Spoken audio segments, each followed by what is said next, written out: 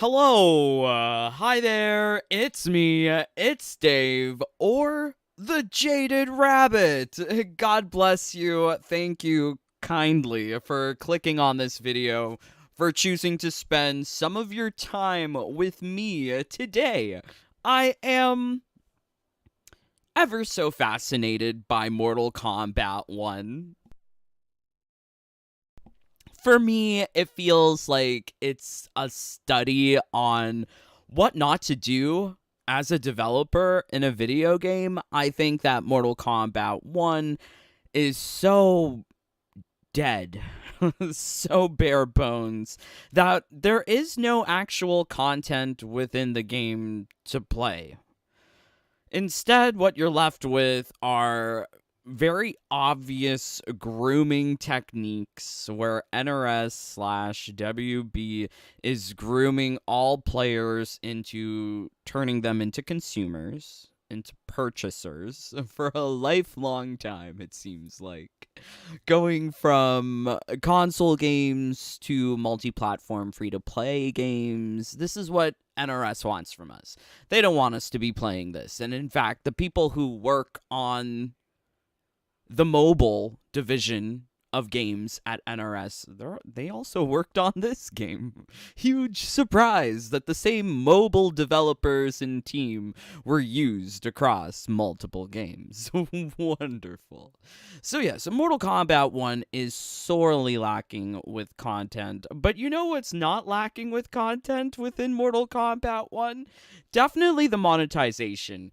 But I would also argue that there is a lot of ideological subversion going on with Mortal Kombat 1.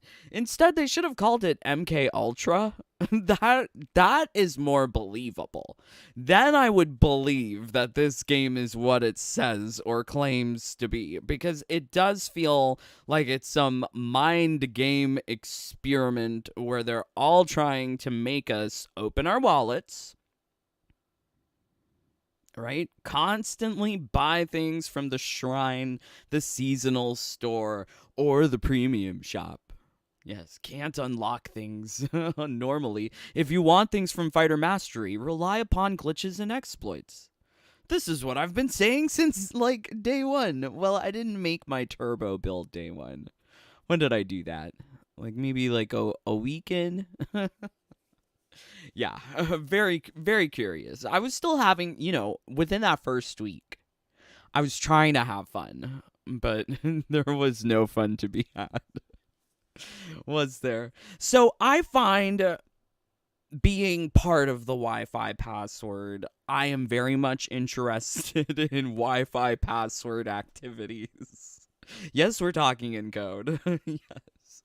But Wi-Fi password community is just a little unhinged, and I think it's important for people within the community to take a look at what our fellow brothers and sisters, or theirs, whatever the hell they're doing. Because SonicFox, he is also part of the Wi-Fi password, unfortunately. I don't know how he got membership, but he's part of it. But he is such a poor representation, I feel. Okay, we're gonna cut the joke.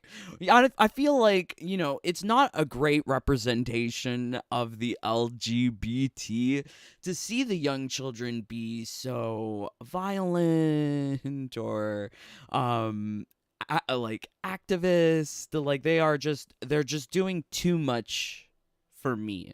And I think SonicFox is a great example of that. And I was kind of surprised at what I found on Sonic's Twitter. Like, I live under a rock. I am an old man. I don't know what is going. Not an old woman. Not an old they them. Yes, man. Hello. Yes, hello. My name is Dave. So yes, I've been living under a rock. I didn't know what was going on in the LGBT sphere. For me, I thought it's all just RuPaul's Drag Race. For me it is. Those are the only memes and references that I need in life. Did you know there's a new season? Oh my god. New season. But yeah, unfortunately, there are no like seasons. There is no off period from the young children of the LGBT or even the older ones. There's a couple of oldie LGBTs that are just mind-boggling. So today we're going to be taking a look at the intersection of the Wi-Fi password and Mortal Kombat. Because Mortal Kombat really tries to force into the story every which way LGBT. I don't know about you, but for me, the only thing from the storyline was Tanya and Melina are lukewarm lesbians. They're pretend lesbians? They're lesbians for pay. This was a soft core shoot where they just gently touched hands. This was all for pay. Because nothing in there, like, yeah, I just don't buy it. I don't buy that they're lesses. Like, when you see a gay play a gay in a TV show, and you're like, he's not a real gay. Like, you can tell. And I can tell with these girls, they're not real lesbians. And I feel like NRS really doesn't care about these characters. No. They did not care about any of these characters. For surely, if they liked any of these characters, they wouldn't fuck them sideways in front of you with no decency, right? Like, what on earth is Tanya? Like, what on earth is Kung Lao / Li Mei? Like, what is this? Can we address things? Can we address the fact that all of their bodies look the same? I get called an alpha male in the closet because I think all of them look like gay twinks. Hello, if I was not at the glory hole, how would I not know what gay twinks look like? Okay, well, bad example, because you're not really seeing much at the glory hole, but you know what I mean. I mean, you know what I mean. But I just can't. With this game, it really does feel like they're trying to push some sort of agenda upon the children, upon the people. And there is for sure an LGBT agenda. I see it. You on the outside in your straight world may not see it, but I see it because my gaydar, it's like always pinging. It's like, where's the D? Where's the D? It's always pinging. So yeah, so like Omni-Man, I just like, he's gay. Can we just call it what it is? Lots of people love this meme of Nicki Minaj anaconda booty on Omni-Man. He's just gay. What does it say about the developers when the only person with huge booty on the roster is this old dude? This old mask for mask bottom. Like, tell me, please. Anyways, so I just really don't like that they are inserting all of this stuff into the game, and had there actually been a game, I might have been a little bit more forgiving. But there is no game. Like, right now, I have Street Fighter playing in the background. You can't see, but I have the turbo controller going. That's a more worthwhile game. Don't play Mortal Kombat 1. No. Street Fighter's way better. But this is just all obvious political propaganda where they erase, I'm saying it, yes, they erase the masculinity from this game. They erase the femininity from this game. And this is all done to service the real life LGBTs, like SonicFox, like the activists, like Dominic Cianciolo, and for people with hurt sensitivities. So yes, we are going to be taking a look at SonicFox's latest happenings on Twitter. We're also going to be taking a closer look at Dominic Cianciolo and some real-world examples. Let's start off with some real-world examples. So I love this Twitter account. I'm just gonna put it out there. It's the L_G_B. I love them. They're so good. So they have here, woke men have never looked better.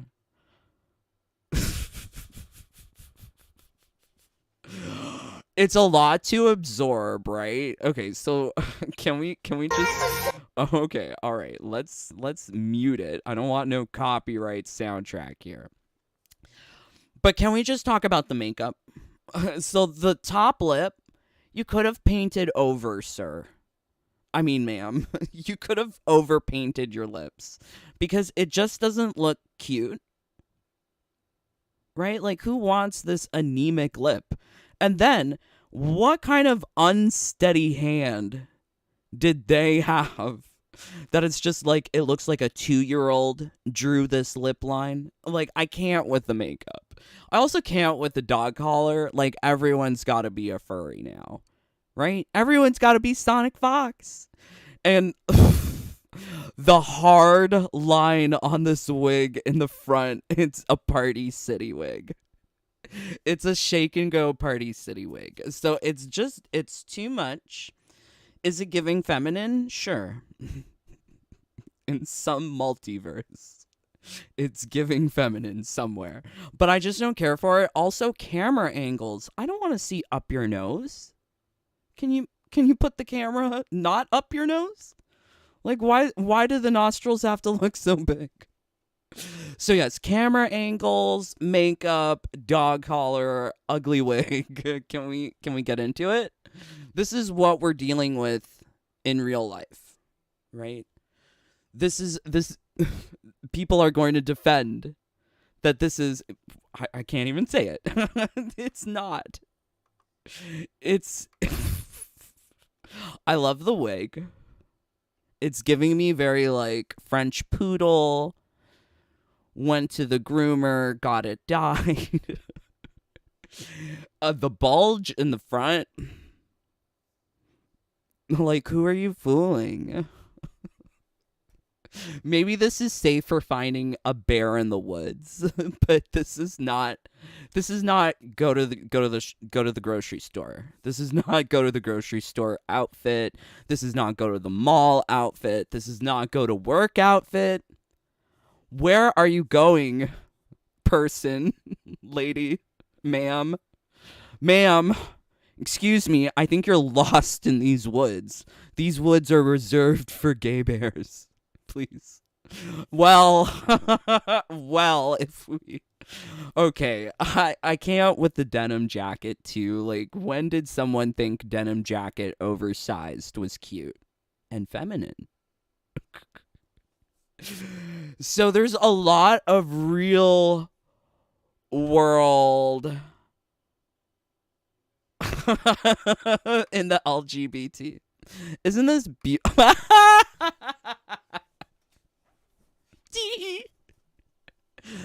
Not looking like mutton dressed as lamb. Not someone let their senior geriatric patient escape from the house, and this is what happened. That personal support worker, that home caretaker should be fired for letting this poor senior patient get loose in the woods. You don't know if they could trip and fall and break a hip, right? Can we just address the situation? Who thought the fishnets was a cute idea?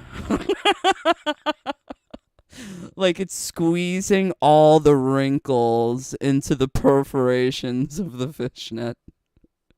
It's cute. Kudos for the crop top and mini skirt bravery. Like, kudos for that. But, I can't with the wig. I can't with these permanent marker eyebrows that are cousins. They are not related. They're distantly related. Because, like, one's lower than the other. One's more closer to the nose bridge. One's more far away. It's like one eyebrow got scared of the other and tried running away. It's like, I can't. And you can tell that there's like some tights situation going on at the bottom. How would you rate this outfit? Oh no, there's a dog tag being worn as a bracelet. Oh god. Oh god. Honestly, this one's not bad. Given what we've seen before, this one's not as bad. They're happy. The eyes might be slightly, looking. It's Kennedy Davenport eyes. One's looking to the left, one's looking to the right. It's a look. I'm also appreciating that the wig has a little bit of flyaway bang so that we don't have to see the hard line. But honestly, if you criticize these people and you're not part of the Wi-Fi password, I'm still part of the Wi-Fi password, and I'm getting called transphobe, phobeist, blah blah. No, honey, we're just judging. We're just judging the makeup and wig, accessories, and outfit. That's all we're judging. But it's not coming together for a complete look. If this is fashion photo review, they're getting boots. They're all boots. Boots the house down. It's not working. So let us continue. Well, this one, it's acceptable because it's from far away. We can't see what it looks like. It looks like 420p. This is typical street wear for a lady of the night at night, though. Like, this is at daytime. Not that they're trying to be dramatic with this, like, walk to the camera. No one's looking, Bill. Just walk to the camera seductively. Like, this is. I'm just imagining what the conversation is like between the camera dude and this person. Yikes. Okay, so like, what on earth is this? Bad sunburn. I'm confused. How do we know that this is pretending to be something else? Like, maybe someone dared this person to wear that outfit. Because it certainly do take courage and nerve to wear that outfit with that body shape. But, yeah, cutesy. Cute. You know what? This one's not so bad. Definitely not as old as the other ones, too. So this one not as bad.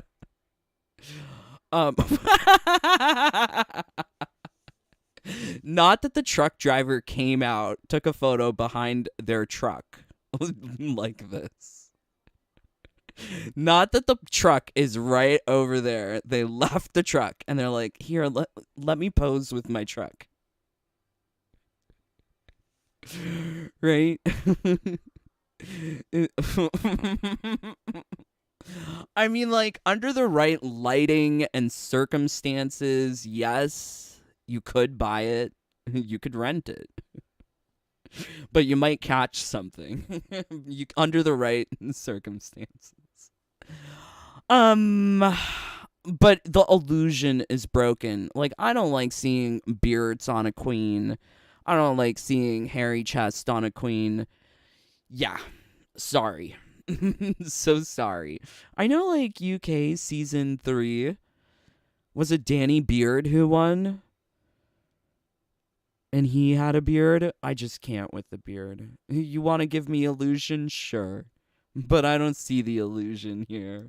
So yeah, I just enjoy taking a look at these because I think it really puts into perspective the kind of stuff that's happening in the real world. And if you don't take a look at what's happening in the real world, a lot of people are just going to be ignorant to the situations at hand. I think prime example of that is SonicFox.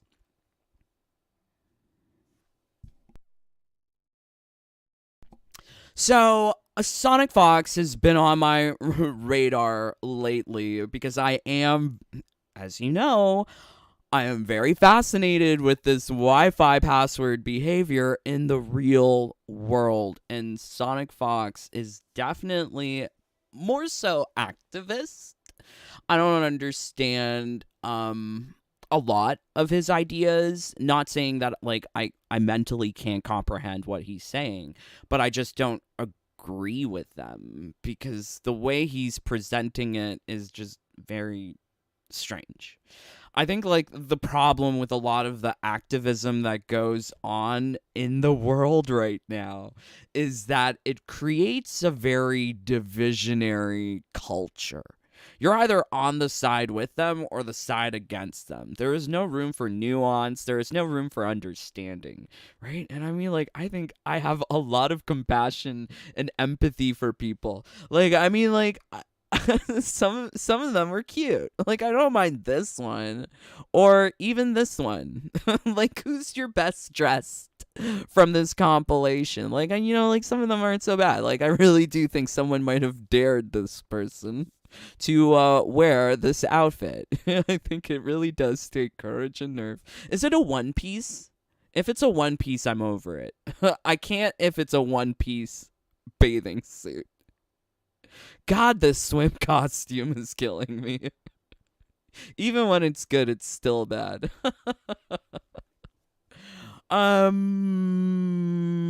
Yeah. Anyways, so SonicFox, he posted something within the last 24 hours. Blah. He's always on the Twitter. Why is he on the Twitter so much? That's the problem with children. Get off the internet. Read a book. Watch something historically based. I watched Jane Eyre, and I watched a Thomas Hardy movie, and I think I'm gonna watch more. I enjoy it. I've been watching movies lately while I get myself to max level in MK1 because that's all you can do. So he made a post here earlier. You're all welcome for this incident. And it says, not Cherry presenting the meme at UK Parliament.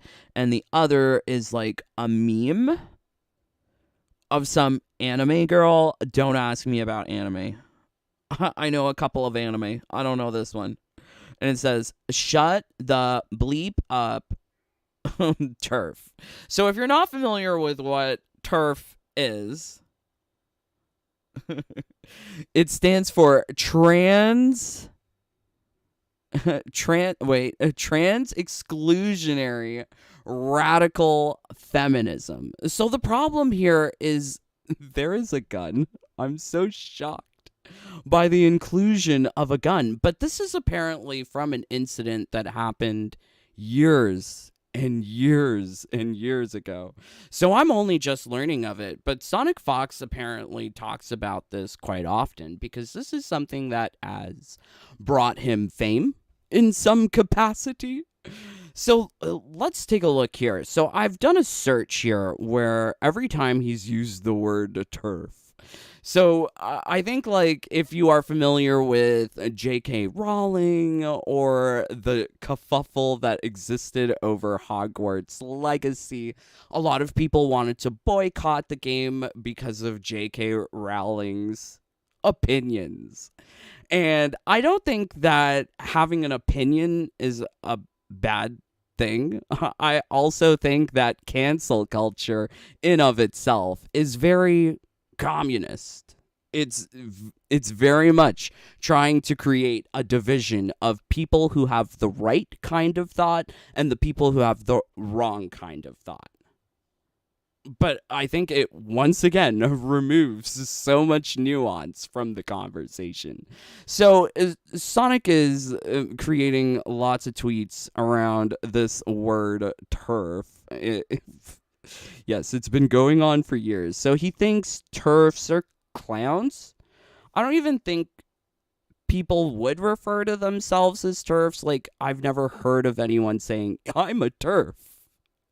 I think this was created by people from this ideology to really label people, which is so surprising because people don't like labels, but yet we have labels here.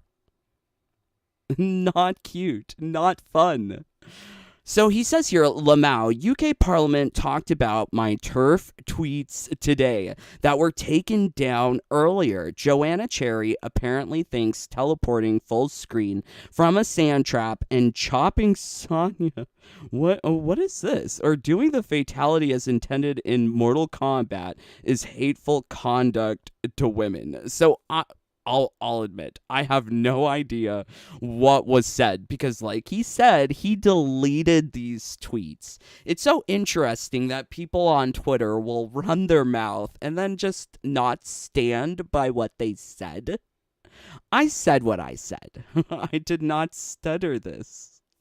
I did not stutter anything here. So this is I think part of the problem of Gen Z culture, of this habitually online behavior, that people are saying all sorts of crazy stuff on Twitter. But if you're not familiar with everything that's happening in the UK Parliament, this might sound a little crazy. Like, how did he get involved with the UK Parliament? This is also, like, surprising because he is a celebrity of sorts. Forbes has listed him as 30 under 30. They have also, I think it's posted on his Wikipedia. He's had over 600,000 in earnings from 2019 alone. So I guess he's like a public figurehead millionaire who's impacting UK Parliament. Really shocking. So he says, Wikipedia says here, Lily's image has been adopted into internet memes. So this is where this image is coming from with the shut the up TERF. Really scary, kinda. I mean, if you're not familiar with what's going on here, why is she holding a gun? It also looks like the gun was photoshopped into this.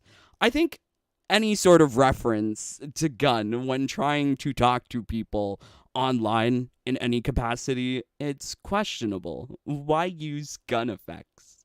So it really takes a violent connotation, regardless of the colorful animation, which would make it appear childlike.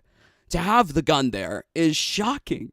So I don't know who created this meme, but this meme was sent to British journalist Helen Lewis in relation to a dispute she had been engaging with SonicFox. Like, SonicFox is apparently getting into it on Twitter with British parliamentarians and journalists.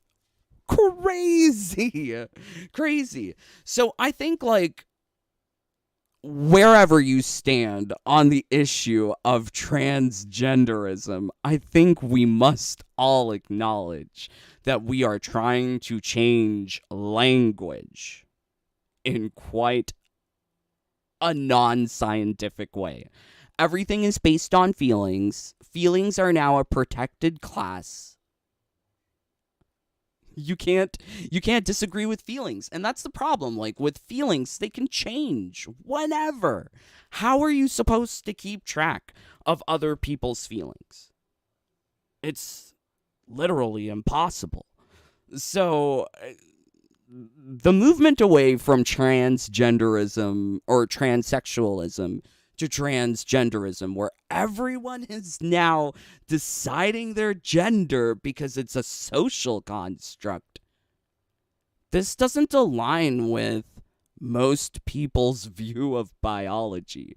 I would say it doesn't align with most people's views within the LGB portion of the Wi-Fi password. Having now gays have to accept a female, no, a male vagina, or lesbians accept a female penis. It's kind of gross. Like, everyone's freedoms are being taken away in the name of, what, Gen Z wanting to play a victim card and saying that they are now non-binary. What does it even mean? It's so confusing. So here we've got really quite shocking developments. I never would have known about this were it not for the Wikipedia. Crazy, though, that it continues on into the UK Parliament conversations. On May 1st, 2019, Scottish MP Joanna Cherry referenced the reply to Lewis while questioning a Twitter employee on how the platform handled cases of online abuse during a parliamentary convening of the Human Rights Committee. So this was basically like a hubbubaloo in 2019. UK Parliament v. Twitter and other social media platforms on, I guess, like harassment and abuse issues. And this was an example that one MP brought up. And I don't know if it said TERF or if it said, oh yeah, it said, okay, never mind. It says it right here. So the parliamentarian read this as shut the bleep up. See you next Tuesday, rather than shut the bleep up, TERF. What? So it's really insane that SonicFox has had an impact on Twitter, on online behavior, that these kind of memes are now being brought as examples of online abuse in the UK. It sounds wildly preposterous and unreal. And had it not been supported by actual sources, I wouldn't have believed it. I really wouldn't have believed it. It's, yeah, it's crazy. I think, like, women, if you identify as women, if you're born as women, we should all just respect each other to call each other whatever you want. Just be polite, right? But then don't turn around and tell me that I have to go eat out the male vagina, because I don't want that. Don't tell me it's a genital preference either, because if I had a choice, I would be normal. I wouldn't have chosen a harder life, or a life of facing sodomy laws, facing inequality, or facing going to jail for S-ing a D.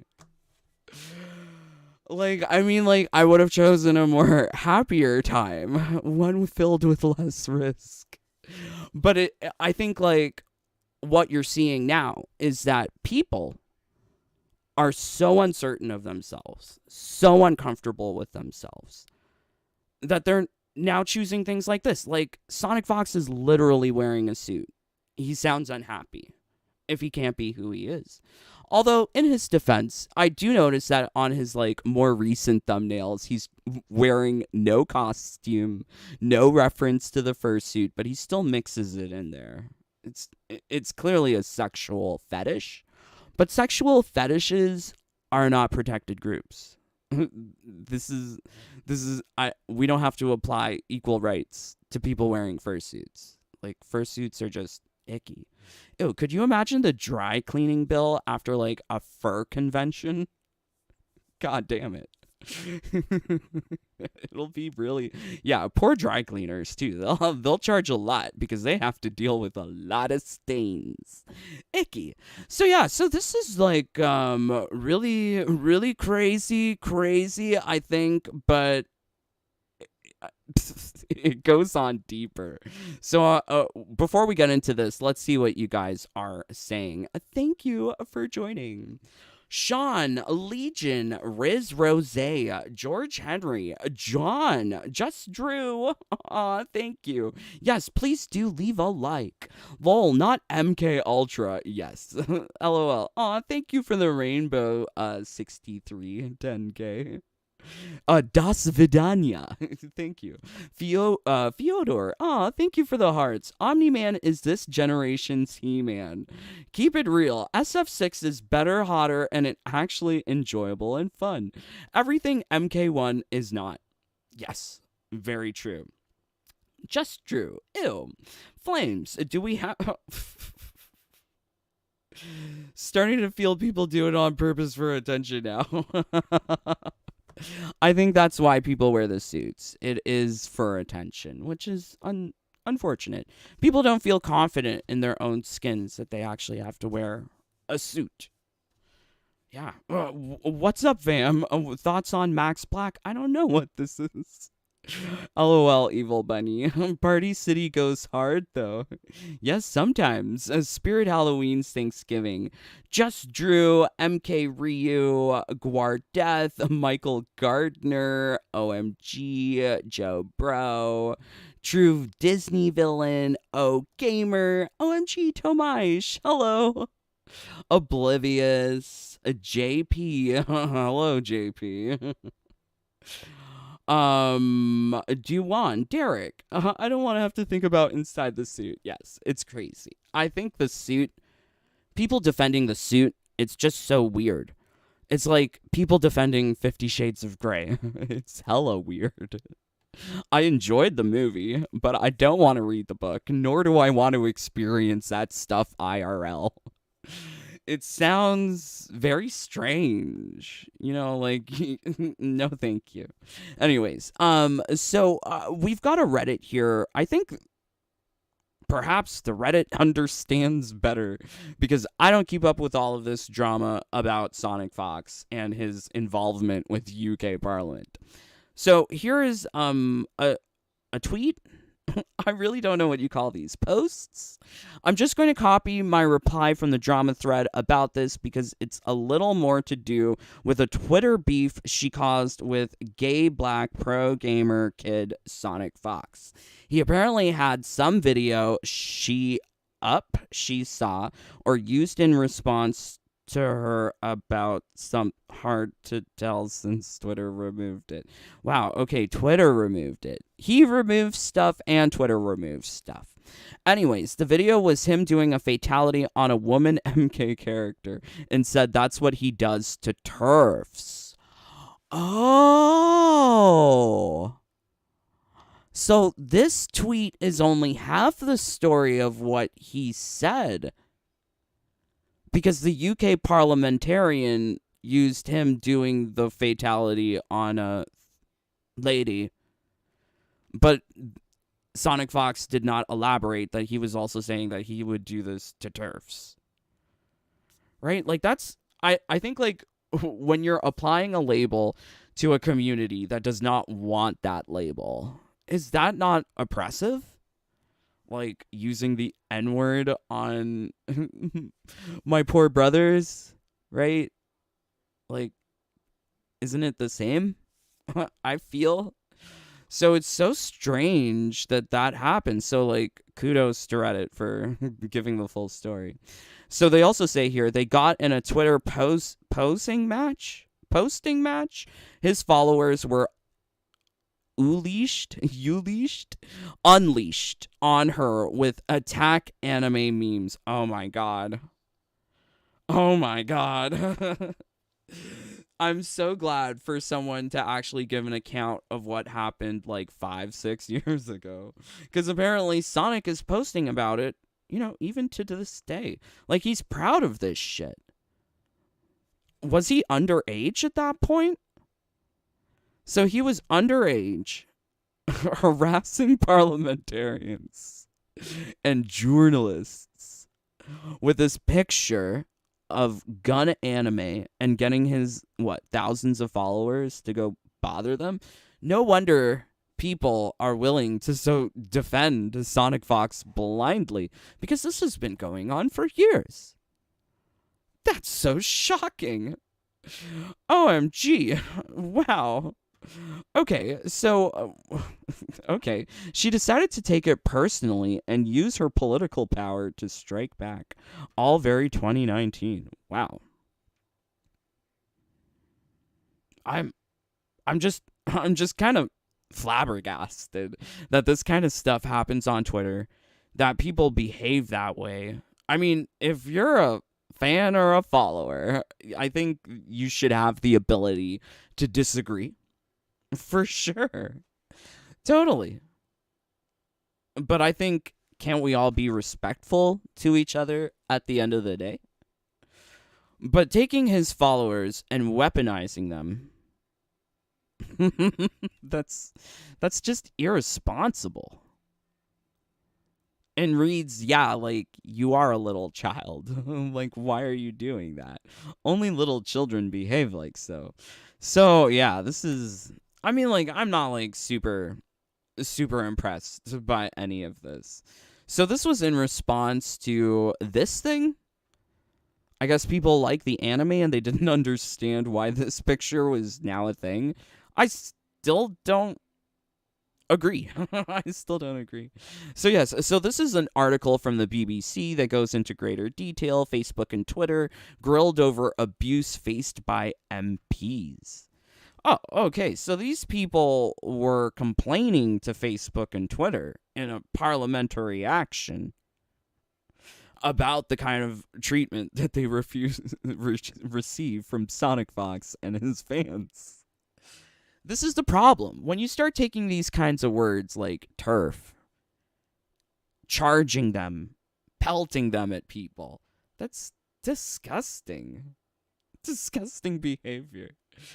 I don't think that calling people names solves the problem. No. I think more so challenge the argument, not the person.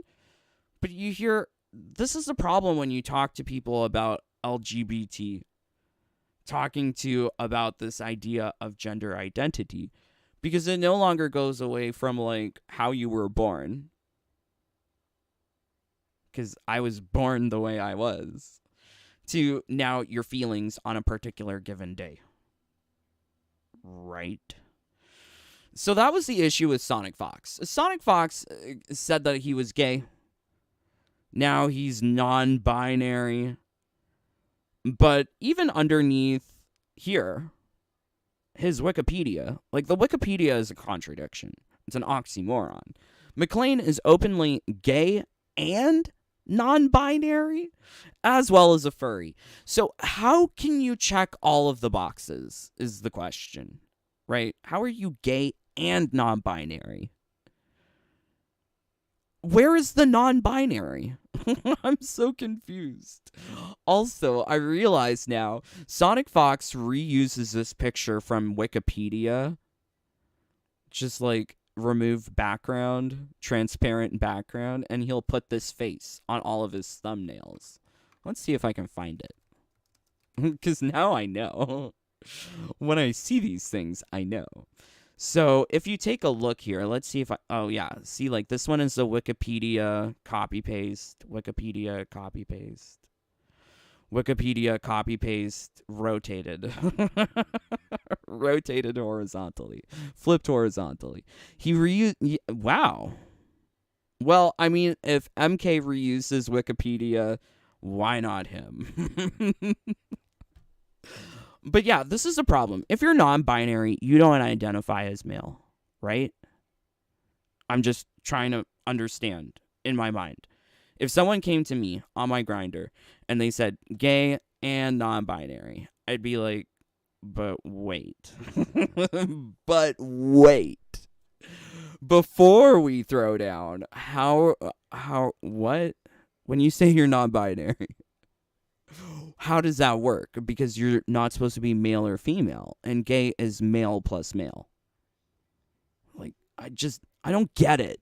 I really don't get it. So this is a problem when there's just too many labels. People are ticking all of the boxes, and it just don't make sense after a while. Yeah. Yep. It's crazy. So we also have here on his Wikipedia this. In September 2019, McLean came out on Twitter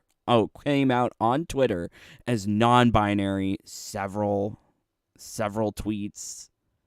It's a lot. It's a lot. So he also says here, or they say here, McLean publicly uses singular they pronouns, reserving use of masculine pronouns only for those who they are close to in order to help normalize the use of singular they. Okay, so here's another problem. You know you're a man. You know you have a dick between your legs. And you have the nerve to tell people that only certain people can call you he and everyone else have to call you they because it hurts your feelings? It's so confusing. Because why does a certain category of people get to call you he when we all know you're a he? Like, I don't get it. I don't get it. You're also asking people to just change their language, and you can't fault people for not using the proper pronoun all the time. Also, this is ideological subversion. This is mind control. This is trying to take control of how people talk and think.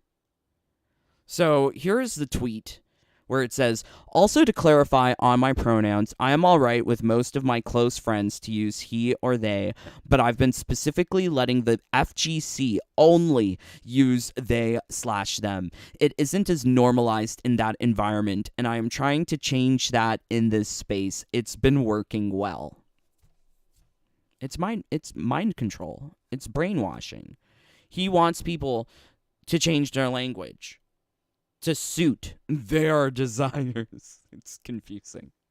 To suit their desires. And specifically, he's forcing the FGC, they're forcing the FGC to use only they, them. Why? Why do that to the FGC? Why force this into the FGC? Who asked for it? And is that not narcissistic to think that you can control other people, like the whole FGC, to start talking the way you want them to talk? Oh, but you give freebies for people who are close to you? God, the double standards are disgusting. Like, it's really full 180.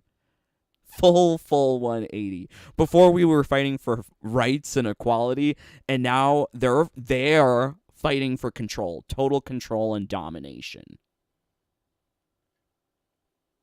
Disgusting. It's absolutely disgusting. So I really can't with this. I find Sonic to be really confusing. I think it's also a really good example of this kind of transgenderism activism in action. Like, he is causing UK parliamentary review of social media platforms because of his tweets. And you can say whatever, like it's an anime or it's cutesy or children-like, or there's an effing gun there. And, like, you're calling people a name that they don't want to be called. Like, whatever happened, like, isn't that totally contradictory to you asking people to call you they? Like, the double standards are numerous. Right? It's too numerous to count. And people are supporting this. How? Okay, so yeah, let's see what you guys are saying. Thank you for joining along. I would really like to know what you guys are thinking. Oblivious. Can't call me disrespectful if I'm referring to you by name only. Yes, but you know, it's hard to use the name over and over and over. People just reflexively speak, reflexively think. And to change the way that our neurons are currently wired to suit this new form of English, it really is mind control. He is probably a narc, which is why I can only use he, she pronouns. You can't make me use they, them if I refer to you by name. Joe Bro, wow. Yo, what? Sonic is a furry. Oblivious, I like your picture. He currently 25. We're born the same year. OMG. Basically cannon fodder. They have name for that weaponization. I'm guessing the deleted tweet Sonic had was he... Well, I mean, like, here, Oblivious. Oh, okay, yeah. Yeah, it's saying here, like, the tweets were taken down today earlier. I could believe that he deleted some, too. I am seriously ashamed of the fact I have to be in the same generation as the most. Okay. Zoomers will act all tough like they would kill people, but in reality, they are too afraid to ask for extra ketchup with their sloppy McDonald's meal. I think it depends on choosing your battles. Like, if all you forgot was, like, some ketchup packets, like, do you need to act like a bitch and yell at people? No. But if they completely messed up your order, then it's warranted. I think there's always a gauging of severity. Joe Bro, yeah. Can you see this message? Love your work. You spill the real piping hot tea. Thank you, Christopher. Those suits would have 50 shades of nasty. Nasty, I can't. Well, he was I don't think so. Like, that's the thing too. Like, Sonic also, like, he's using the word TERF. He's very trans activist. Like, is he trans as well? Do you also become part of the T by being non-binary? So this is also another thing that really gets me confused, because people say trans non-binary, but how are you agender, like no gender, but also transing from one gender to another? Like, trans used to be M to F or F to M, but non-binary, you're like M to nothing, F to nothing. But that doesn't align with what transsexualism has been for so long. It's shocking. It is really shocking. So yeah, so I think, like, all of this is really the result of communism. I say it all the time.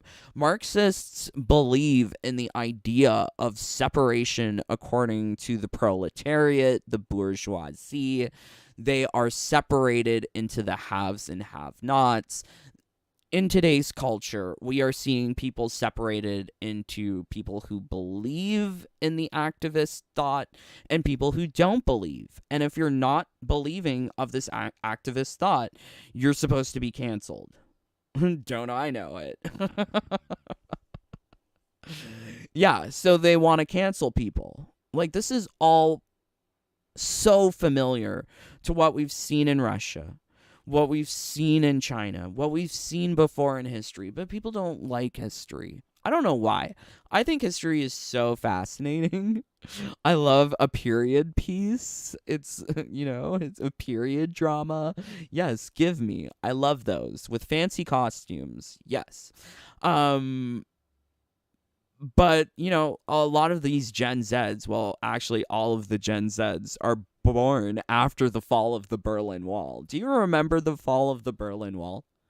Where were you when Diana died? Where were you when the Berlin Wall fell?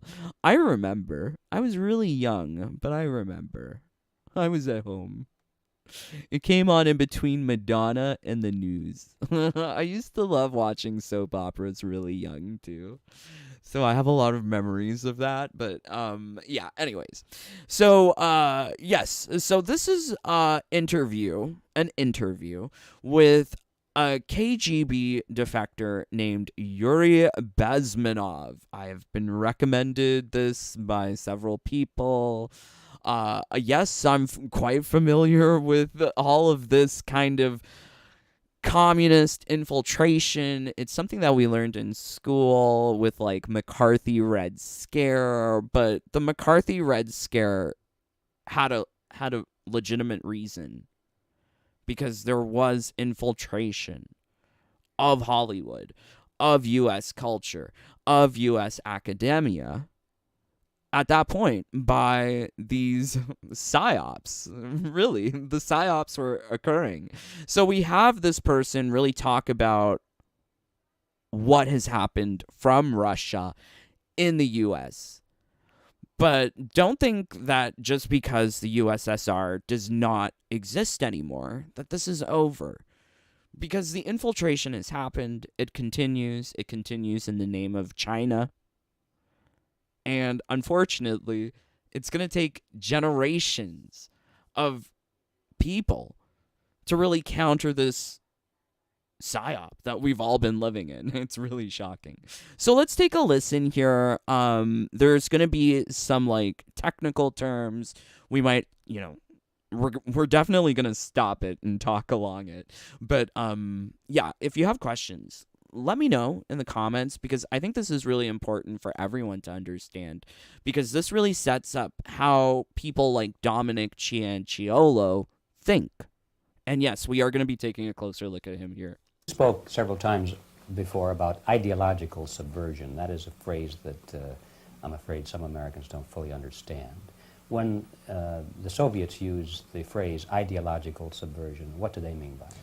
Ideological subversion is the process which is legitimate, overt, and open. You can see it with your own eyes. All you have to do, all American mass media has to do, is to unplug their bananas from their ears, open up their eyes, and they can see it. There is no mystery. There is nothing to do with espionage. I know that espionage, intelligence gathering, looks more romantic. It sells more deodorants through the advertising. Yeah, do you remember that China balloon that happened recently? Like, people will focus on that, but they won't talk about like the Confucius Institutes at basically every post-secondary education system. Every school will have this like CCP chapter that's very pro-communist. It's shocking. It still goes on. Probably. That's why your Hollywood producers are so crazy about James Bond type of thrillers. But in reality, the main emphasis of the KGB is not in the area of intelligence at all. According to my opinion and opinion of many defectors of my caliber, only about 15% of time, money, and manpower is spent on espionage as such. The other 85% is a slow process which we call either ideological subversion or active measures, активные мероприятия in the language of the KGB, or psychological warfare. What it basically means is... This is what MK1 is. It's psychological warfare, conditioning people into shopping more and liking the roster that exists there. To change the perception of reality of every American to such an extent that despite of the abundance of information, no one is able to come to sensible conclusions in the interests of defending themselves, their families, their community, and their country. It's a great brainwashing process which goes very slow, and it's divided in 4 basic stages. The first one being demoralization. It takes from 15 to 20 years to demoralize a nation. Why that many years? Because this is the minimum number of years which requires to educate one generation of students in the country of your enemy, exposed to the ideology of the enemy. In other words, Marxism-Leninism ideology. So China does not allow the same kind of TikTok within China. Within China, their Douyin is very scientific based. It's very like nationalistic. It has a lot of traditional family values. You don't get people twerking on Douyin. But here in the rest of the world, TikTok is just a center of degradation. Twerking, nakedness, violence, name-calling, all sorts of things. Nastiness. That's demoralizing our society. I see that. And that's why I stay away from social media. Like, I don't like getting anywhere involved with that. But Chinese Communist Party, knows what they want as good values for their society. So that's why they tailor their version of TikTok to be like so. But for the generations that are growing up now, you don't even need to go through the school system because you can just put it all through TikTok. But you could also liken it to what's happening here in socialist Canada, where children are being taught things like gender-affirming pronouns by talking to them about video games for hours. What? What? This is what my taxpayer dollars are going towards? Wonderful. So it is a lot of ideological manipulation and subversion that goes on early on from the young generations. And this has been going on for a long time. Like, we did not start the fire. It's been burning since the world's been turning. Yes. But the way that they used to do it in the past is slightly different from how they can do it now. Is being pumped into the soft heads of at least 3 generations of American students without being challenged or counterbalanced by the basic values of Americanism, American patriotism. The result you can see, most of the people who graduated in the 60s, dropouts or half-baked intellectuals, are now occupying the positions of power in the government, civil service, business, mass media, educational system. You are stuck with them. You cannot get rid of them. They are contaminated. They are programmed to think and react to certain stimuli in a certain pattern. So this is how we see children, Gen Z children, behave now. Like, if you say anything about transgenderism, you are labeled a certain way. You get this kind of programmed reaction out of them. There's no room for nuance. There's no room for thought. Right? That's the unfortunate side of things. You cannot change their mind, even if you expose them to authentic information, even if you prove that white is white and black is black, you still cannot change the basic perception and the logic of behavior. In other words, these people, the process of demoralization is complete and irreversible. To get rid society of these people, you need another 20 or 15 years to educate a new generation of patriotically minded and common sense people who would be acting in favor and in the interests of the United States society. And yet these people who've been programmed and, as you say, in place and Yes. who are favorable to an opening with the Soviet concept, these are the very people who would be marked for extermination in this country? Most of them, yes. Simply because the psychological shock when they will see in future what the beautiful society of equality and social justice means in practice, obviously they will revolt. They will be very unhappy, frustrated people. BLM, Antifa, Wall Street protests, trucker protest. I mean, like, there's all sorts of protests. What about the protests about Hamas? Like, these are no longer peaceful protests. These are violent uprisings. Places are getting looted.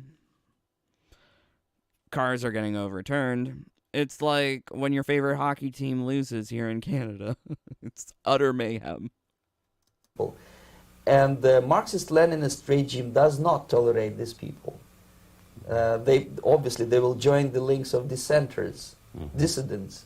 Yes. Unlike in present United States, there will be no place for dissent in future Marxist-Leninist America. Here you can get popular. So there is no room for dissent here in socialist Canada. Yes, because if you protest here in Canada, they take away your money. You can face $25,000 fines. You can go to jail for 2 years. There's all sorts of ways that you can be policed here in Canada underneath our socialist state. Wonderful. Like Daniel Ellsberg, and filthy rich like Jane Fonda for being dissident, for criticizing your Pentagon. In future, these people will be simply squashed like cockroaches. Nobody is going to pay them nothing for their beautiful, noble ideas of equality. This they don't understand, and it will be greatest shock for them, of course. So we've gone away from the idea of equality. It's no longer equality, it's equity. Diversity, equity, and inclusion. And equity is the redistribution of wealth, which is very Marxist in idea. Demoralization process in the United States is basically completed already. For the last 25 years, actually it's overfulfilled because Yeah, that's another thing. Like, if you look at old American movies, there was, like, no hanky-panky, there was no gore. Having even, like, red was sort of, like, a big thing. But as you get towards the more modern movies of today, there's, you know, full-on sex scenes, penetration.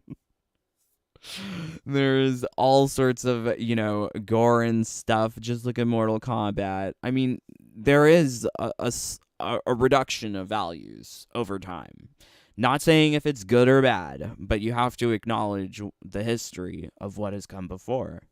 demoralization now reaches such areas where previously not even Comrade Andropov and all his experts would even dream of such a tremendous success. Most of it is done by Americans to Americans, thanks to lack of moral standards. As I mentioned before, exposure to true information does not matter anymore. A person who was demoralized is unable to assess true information. The facts tell nothing to him.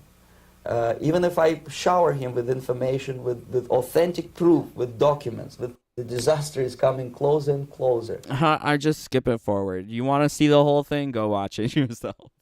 Unlike myself, you will have nowhere to defect to, unless you want to live in Antarctica with penguins. This is it. This is the last country of freedom and possibility. Okay. Yeah, that is kind of scary because, like, here in Canada, I do look towards as America as, like, the bastion of free speech. Because we don't have that enshrined anywhere in our articles of Constitution. That does not happen here in Canada. We don't have the right to free speech. But you guys do. And it's, like, weird to see it disappear in America. Okay, so what do we do? What is your recommendation to the American people?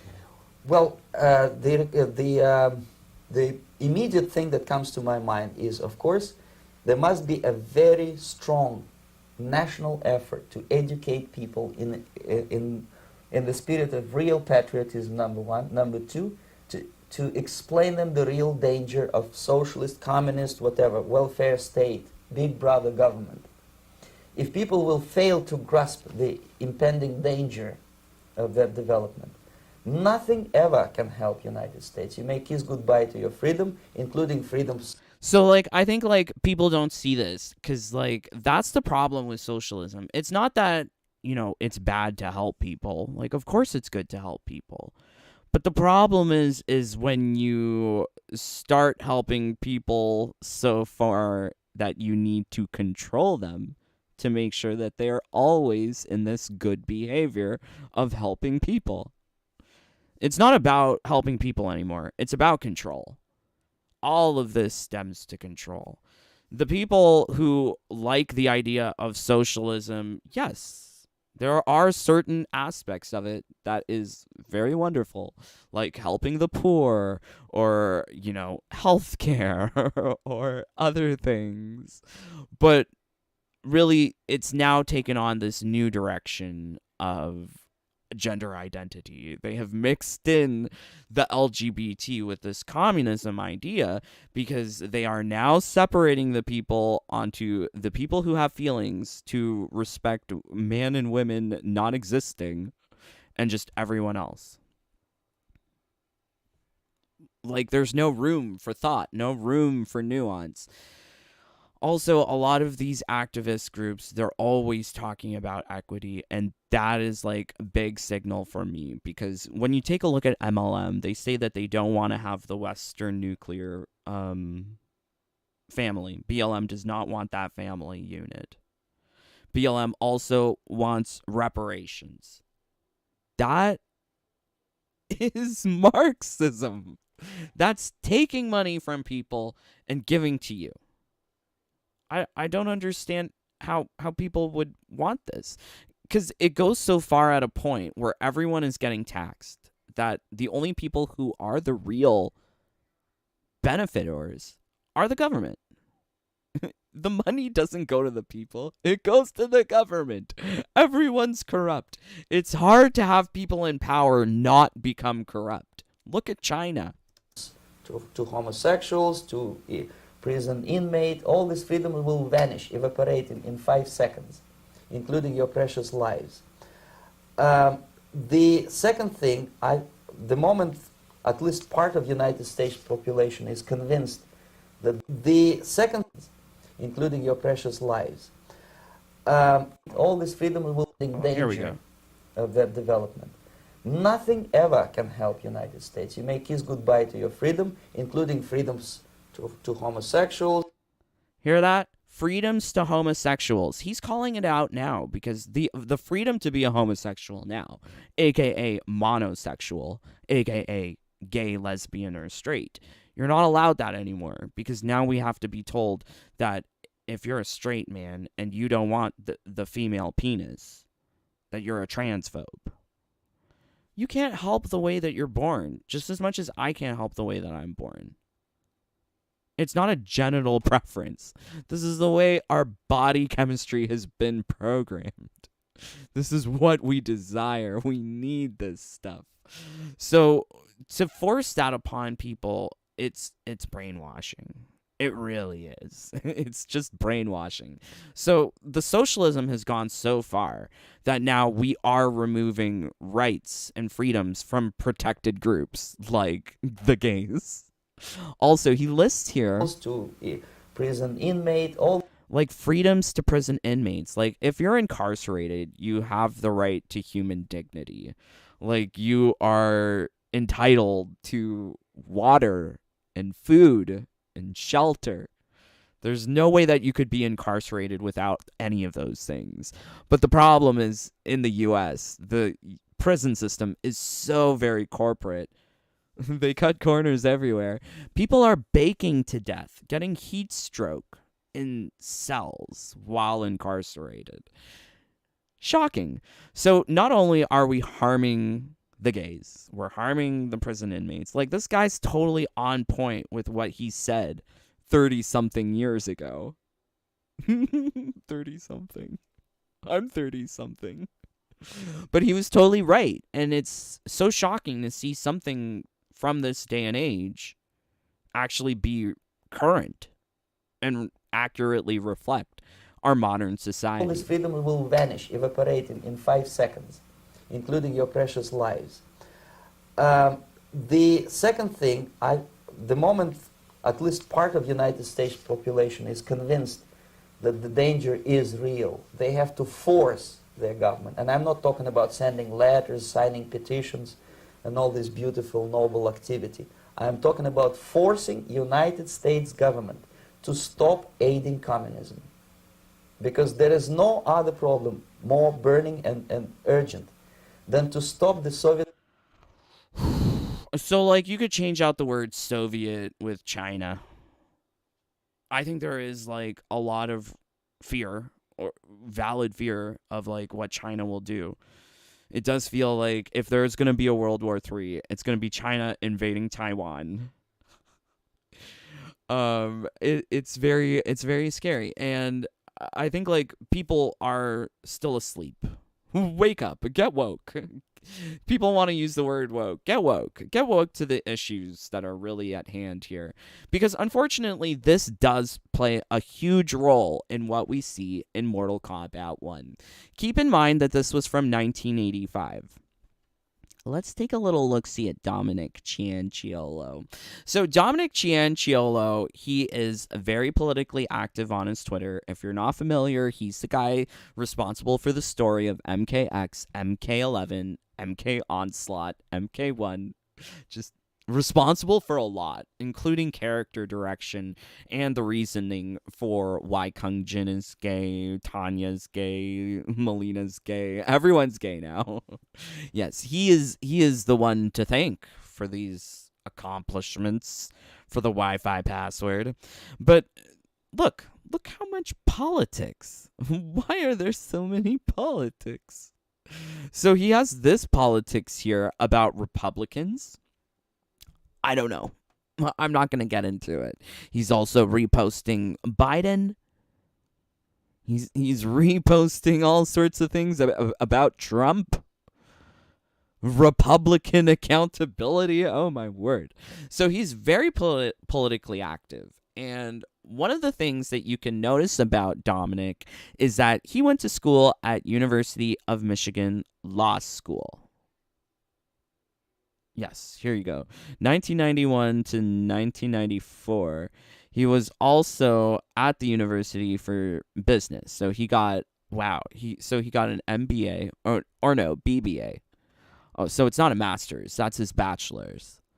And then he went to law school. Okay, so he went to like an undergraduate business program. Then he went to a postgraduate law school at the University of Michigan. Keep this stuff in mind, right? Like we were talking about indoctrination with Yuri Bezmenov occurring at the school levels. And if you're not familiar, this is something that actually has been happening for a very long time. So I have here an opinion piece. I'm not going to call it an article. This is coming from the Daily Signal, which is associated with the Heritage Foundation.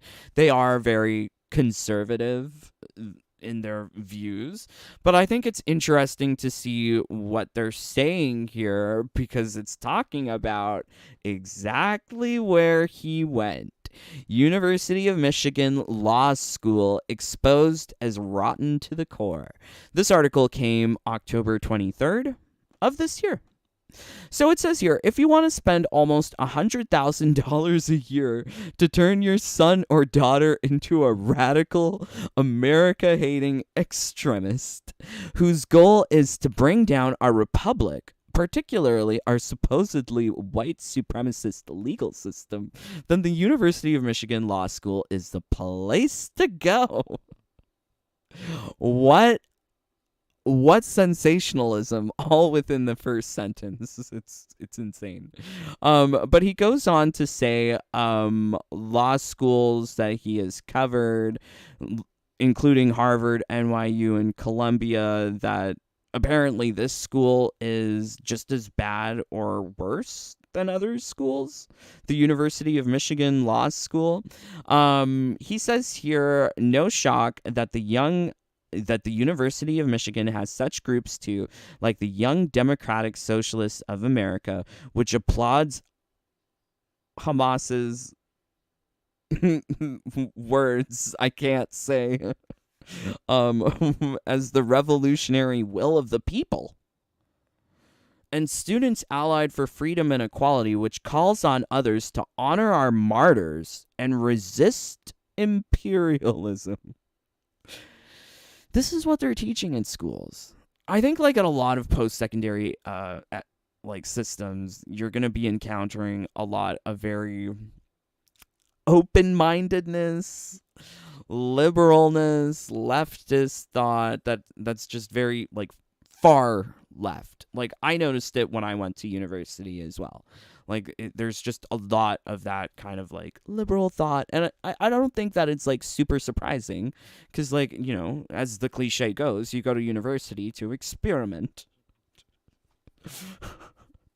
You experiment when you're in college with your dorm mates, maybe. But yes, this is what people do at these schools. They experiment with this kind of like leftist thought. So it is shocking that University of Michigan has this kind of ideas or stance, and these are organizations within the school where they're supporting this kind of radical behavior. I think wherever you stand on the issues of current day politics and war, it's important to just come from a place of empathy. Like, people are suffering. Can't we just care for everyone? This is my thought. According to the law school's interdisciplinary program in race, law, and history. Oh, God, I went to school for pharmaceutical chemistry, which is interdisciplinary in terms of pharmacy, science, and biology. No, physics and biology, or some three. I forget. Not race, law, and history. It's too much.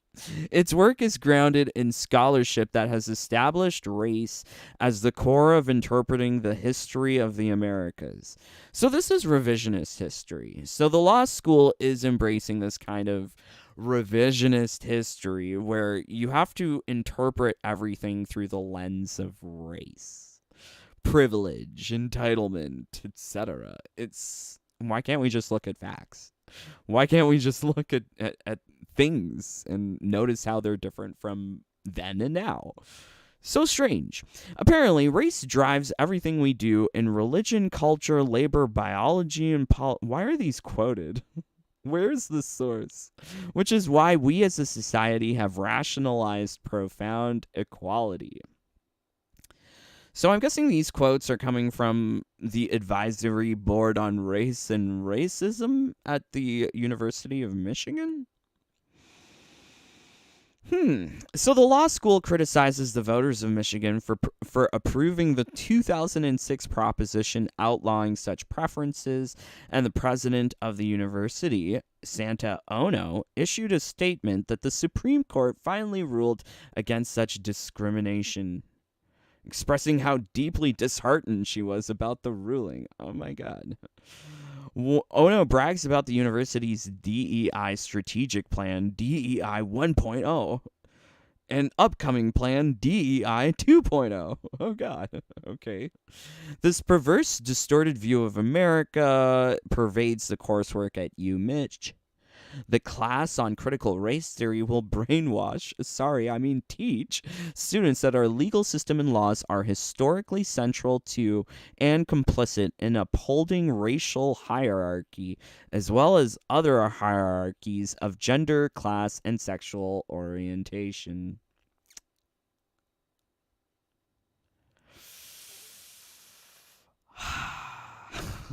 It's just much.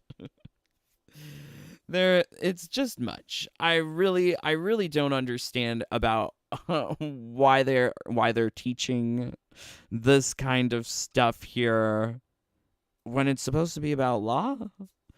Well, I guess maybe all of this stuff has a factor in law, but rather than just looking at people as people and whether or not people are following rules, we now have to look at how history and the legal system has been prejudiced to gender, class, and sexual orientation.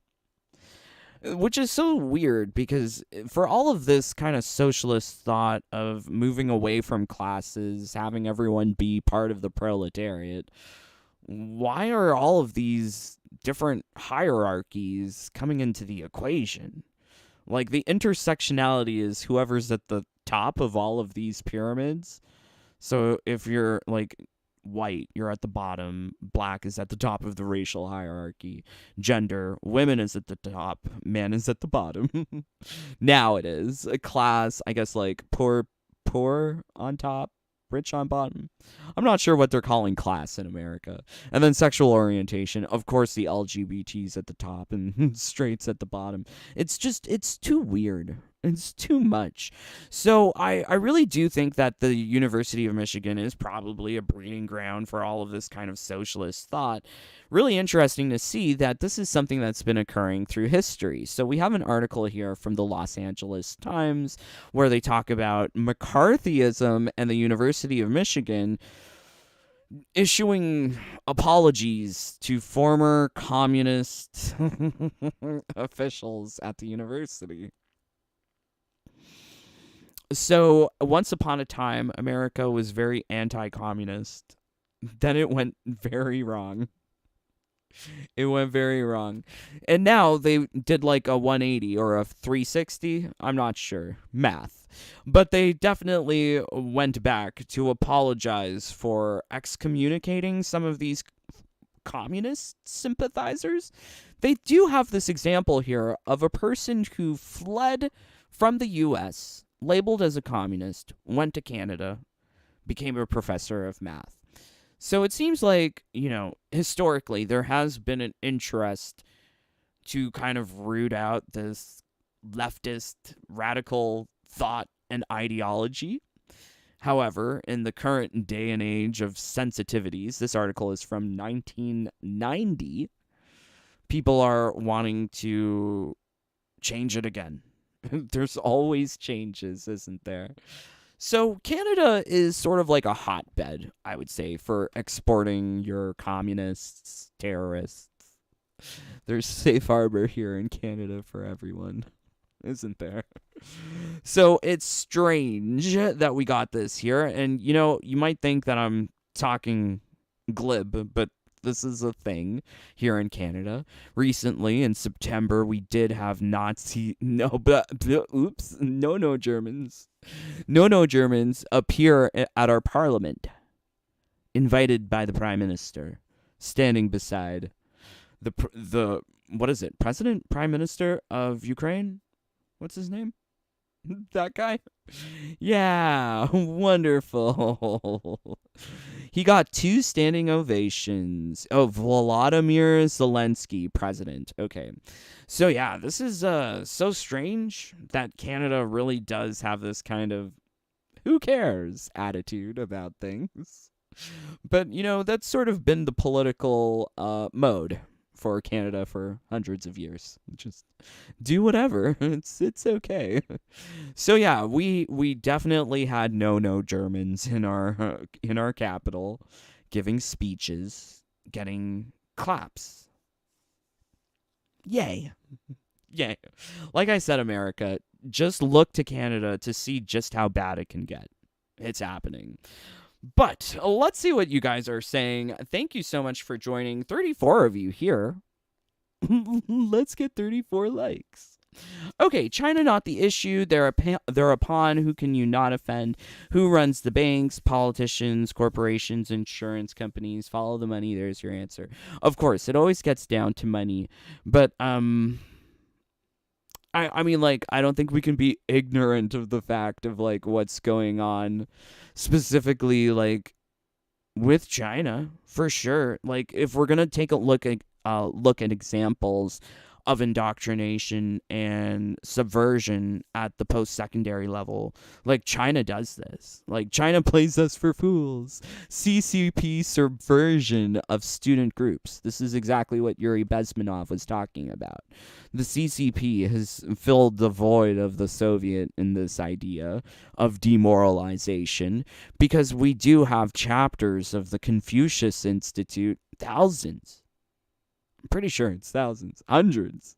Approximately 150 chapters of Chinese students and scholars associations that really do become a home for Chinese students, making sure that they're still aligning with the CCP, as well as outreach, trying to get other people into this kind of Maoist form of Marxism, modern form of Marxism, socialism with Chinese characteristics, aka at these Confucius institutes.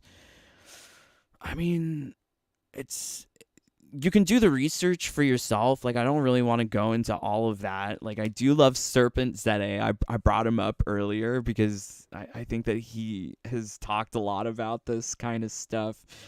He's lived in China. He knows firsthand of what China's doing.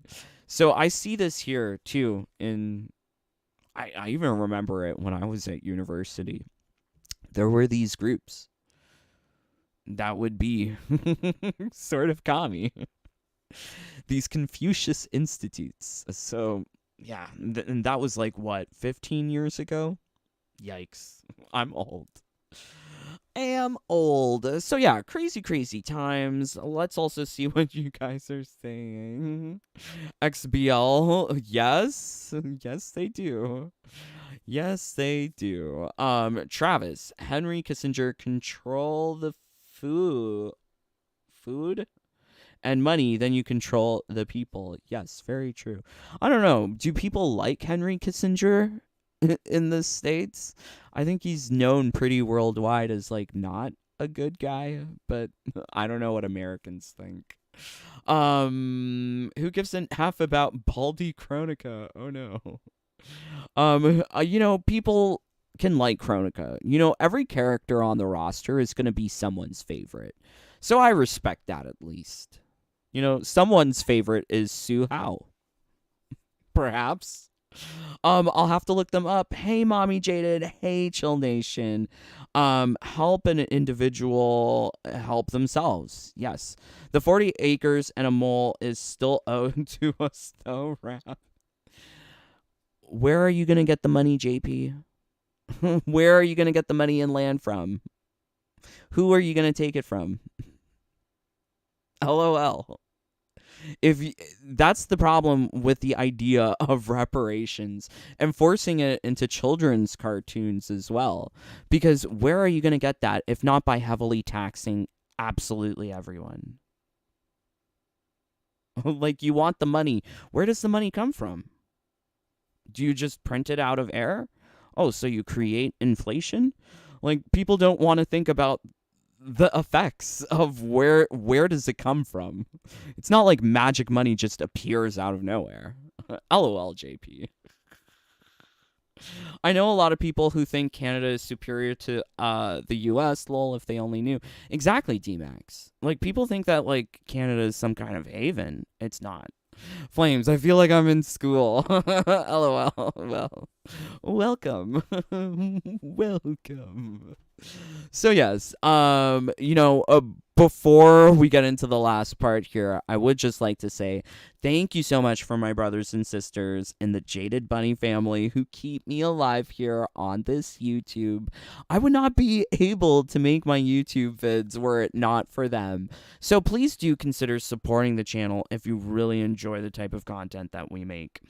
Much love to absolutely everyone in the fam, including Keep It Real, our newest bunny, as well as Jownetto, Margwad, Mark Powell, Sorcerer, Just Drew, Ian's Web, Big Ranks, Ian26, Sith Kenny, Mr. Nightmare, Jens Eric Goals, David Dillman, Sentinel, Terrence Rogers, Leo, Puneet Singh, Fox, The Fiend, John Feltner, Kari Lessie, Angel, James Shea, John Clark, Danny Slaw, Energizer, J4, GCXBU Gaming, Styles, Cara D, Kokoma Joe, Coffee Gamer, Jonah, Eric, Blood Ferox, Glowy, Chaka Corn, Airy, Darkside, Trokar, Mark Danny, O Gamer, Michael G, Swishbish, Alski, Snoopy Blind, FGC, Albus Christus Mortis, Yuri, Erdem, Calum, JJ, Dr. Eggman, Alina, Acenonics 85, Alan, Ciderem, Ragnar, Rian Chaos, and Queen Melina.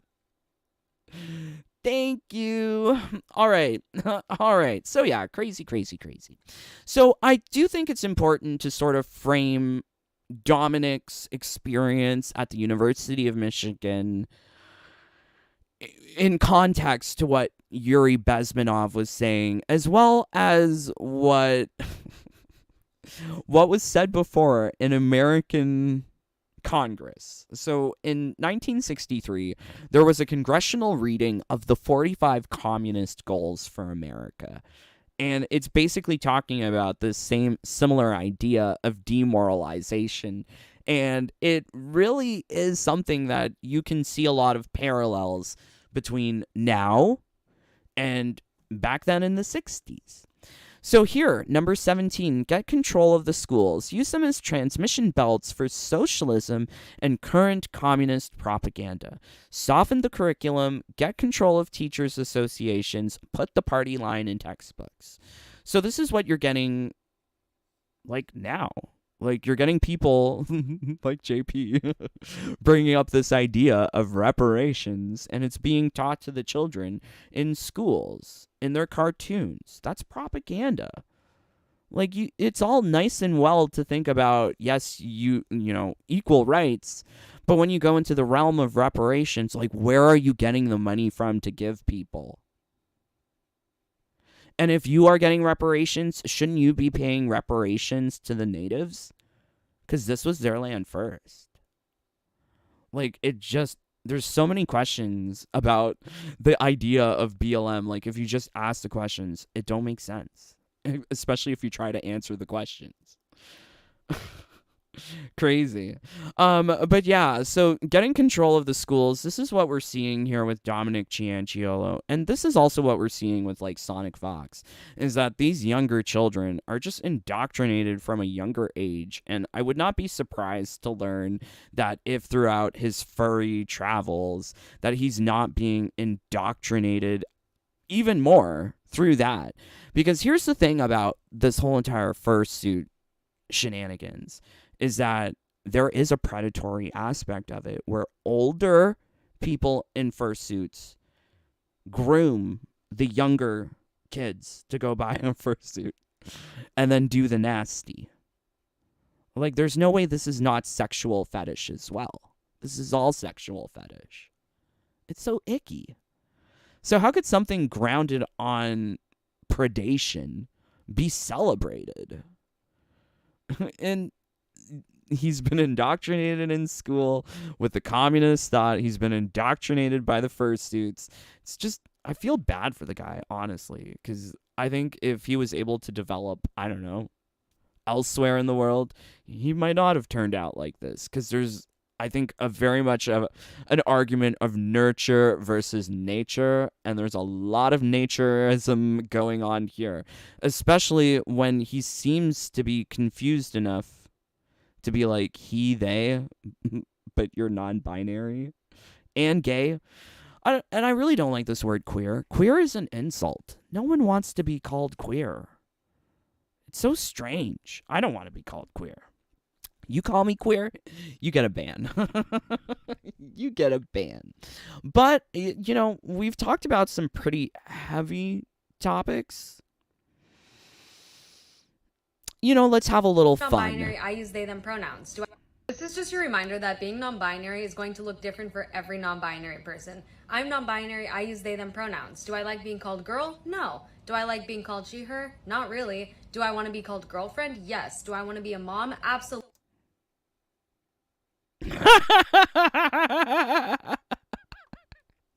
What? Wait, it's already contradictory. Do I want to be a mom? Absolutely. But when I'm older, do I want to be a grandpa? Yes. I don't know if you've ever heard the story, like if you have like a hen house, like a chicken coop, like one, if you don't have a cock, like, or if you don't have one of the ladies will sort of become like that dominant, aggressive male figure. So is this what this person is talking about? Are they talking about cocks and hens? Like, what are we talking about? Like birds, sexual dimorphism. It's more. She's not a bird. Is my point. Binary person. I'm non-binary. I use they, them pronouns. Do I like being called girl? No. Do I like being called she, her? Not really. Do I want to be called girlfriend? Yes. Do I? You don't like being called girl, but you're gonna be someone's girlfriend. And how do you not expect people to get confused? I find this very confusing, and I'm part of the Wi-Fi password, right? Like, Want to be a mom? Absolutely. But when I'm older, do I want to be a grandpa? Yes. Now, is that a bit confusing? Sure. But it's my gender, and I get to decide what's comfortable for me. Yeah, that's the shocking thing. It's people's feelings, and these feelings are now protected group status. You know what? This one was more fun. I enjoyed this one. I would love to know what you thought of these lovely ladies.